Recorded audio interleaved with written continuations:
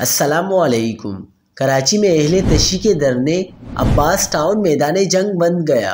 Police اور مظاہرین کا ایک دوسرے پر پتھراؤ علاقہ میدان جنگ بن گیا۔ کیا آپ حالات حاضرہ سے آگاہی حاصل کرنا چاہتے ہیں؟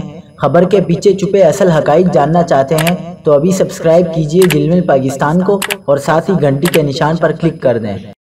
آپ کو بتاتے چلیں کہ کراچی میں دھرنے ختم کرانے کے لیے پولیس نے ایکشن شروع کر دیا۔ عباس ٹاؤن میں دھرنے میں پولیس کی شیلنگ اور ہوائی فائرنگ۔